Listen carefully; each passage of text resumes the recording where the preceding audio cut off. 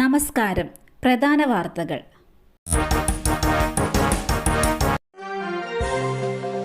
ISROയുടെ 100ാം വിക്ഷേപണം. ബഹിരാകാശത്തെത്തിച്ച NVS-02 ഉപഗ്രഹത്തിന് സാങ്കേതിക തകരാർ. വിക്ഷേപണത്തിന് ശേഷം ഉപഗ്രഹത്തിന്റെ ഭ്രമണപഥം ഉയർത്താൻ സാധിക്കാതെ വന്നതോടെയാണ് തകരാർ വ്യക്തമായത്. ഇതോടെ ഉപഗ്രഹത്തെ രക്ഷിച്ചെടുക്കാനുള്ള തീവ്ര ശ്രമത്തിലാണ് ISRO.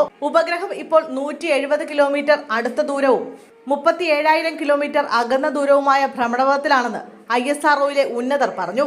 ഇവിടെ 6 മാസം മുതൽ 1 വർഷം വരെ ഉപഗ്രഹം നിലനിൽക്കാം. ഉദ്ദേശിച്ച ഭ്രമണപഥത്തിലേക്ക് ഇനി ഉപഗ്രഹത്തെ എത്തിക്കാൻ കഴിയില്ല. നിലവിലെ ഭ്രമണപഥത്തിൽ വെച്ച ഉപഗ്രഹത്തെ ഉപയോഗപ്പെടുത്താൻ വഴികൾ തേടുന്നുവെന്നും അവർ വ്യക്തമാക്കി. GSLVയുടെ 17ാം ദൗത്യമായിരുന്നു ഇത്.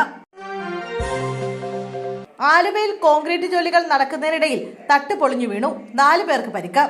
ആലുവ കീഴ്മാട് പഞ്ചായത്തിലാണ് കോൺക്രീറ്റ് തട്ട് പൊളിഞ്ഞു വീണ അപകടമുണ്ടായത്. 4 പേർക്ക് പരിക്കേറ്റു. പരിക്കു പറ്റിയവരെ രാജഗിരി ആശുപത്രിയിലേക്ക് മാറ്റി. കോൺക്രീറ്റ് ജോലികൾ നടക്കുന്നതിനിടയിലാണ് അപകടം. ഇതര സംസ്ഥാന തൊഴിലാളികളാണ് അപകടത്തിൽപ്പെട്ടത്. 10 പേരാണ് അപകടത്തിൽപ്പെട്ടത്. ഒരാൾ ഒഴികെ ബാക്കി എല്ലാവരും അന്യസംസ്ഥാന തൊഴിലാളികളാണ്. ആരുടെയും നില ഗുരുതരമല്ല. ഇതര സംസ്ഥാന തൊഴിലാളികൾ തമ്മിലടിച്ചു. തലയ്ക്കടിയേറ്റ യുവാവിന് ദാരുണാന്ത്യം. കോട്ടയം കുറിച്ചിയിലുണ്ടായ സംഘർഷത്തിൽ തലയ്ക്കടിയേറ്റ യുവാവ് മരിച്ചു. അസം സ്വദേശി ലളിതാണ് കൊല്ലപ്പെട്ടത്. പ്രതി അസം സ്വദേശി വിജയകുമാറിനെ ചിങ്ങവനം പോലീസ് കസ്റ്റഡിയിലെടുത്തു. മദ്യപാനത്തെ തുടർന്നുണ്ടായ സംഘർഷത്തിൽ തലയ്ക്കടിയേറ്റതാണ് മരണകാരണം. മൃതദേഹം ചങ്ങനാശ്ശേരി താലൂക്ക് ആശുപത്രിയിലേക്ക് മാറ്റി. കോഴിക്കോട് പീഡനശ്രമം ചേർത്ത യുവതി കെട്ടിടത്തിൽ നിന്ന് താഴേക്ക് ചാടി ഗുരുതരാവസ്ഥയിൽ. കോഴിക്കോട് മുക്കത്താണ് സംഭവം. സ്വകാര്യ ലോഡ്ജിലെ ജീവനക്കാരിയായ യുവതിക്കാണ് പരിക്കേറ്റത്. ഇവർ ഇപ്പോൾ കോഴിക്കോട് മെഡിക്കൽ കോളേജ് ആശുപത്രിയിൽ തീവ്രപരിചരണ വിഭാഗത്തിൽ ചികിത്സയിൽ കഴിയുകയാണ്. പ്രതികൾ 3 പേരും ഒളിവിലാണെന്നാണ് ലഭിക്കുന്ന വിവരം. ഹോട്ടൽ ഉടമയും 2 ജീവനക്കാരുമാണ് പീഡിപ്പിക്കാൻ ശ്രമിച്ചതെന്ന് യുവതി പോലീസിന് മൊഴി നൽകി. മുക്കം പോലീസ് കേസെടുത്ത് അന്വേഷണം തുടങ്ങിയിട്ടുണ്ട്. 29-കാരിയായ യുവതിയാണ് അക്രമത്തിനിരയായത്. 3 മാസക്കാലമായി ഈ ലോഡ്ജിലെ ജീവനക്കാരിയായിരുന്നു യുവതി. ഇന്നലെ രാത്രി ഫോണിൽ ഗെയിം കളിച്ചുകൊണ്ടിരിക്കെ 3 പേരെത്തി പീഡിപ്പിക്കാൻ ശ്രമിച്ചുവെന്നും ഈ സമയത്ത് പ്രാണരക്ഷാർത്ഥം ഓടി കെട്ടിടത്തിൽ നിന്ന് താഴേക്ക് ചാടിയെന്നുമാണ് യുവതി പോലീസിനോട് പറഞ്ഞത്. മിഹറിന്റെ ആത്മഹത്യ.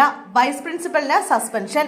മിഹർ മുഹമ്മദിന്റെ ആത്മഹത്യയുമായി ബന്ധപ്പെട്ട് കൊച്ചി ഗ്ലോബൽ പബ്ലിക് സ്കൂളിലെ ആരോപണ വിധേയനായ വൈസ് പ്രിൻസിപ്പലിനെ ജെയിംസ് മോഡേൺ അക്കാദമി സസ്പെൻഡ് ചെയ്തു.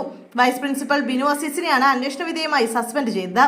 വൈസ് പ്രിൻസിപ്പലിന്റെ ശിക്ഷാ നടപടികൾ മിഹറിനെ മാനസികമായി ബുദ്ധിമുട്ടിച്ചിരുന്നെന്ന് കുടുംബം പരാതി ഉന്നയിച്ച പശ്ചാത്തലത്തിലാണ് നടപടി.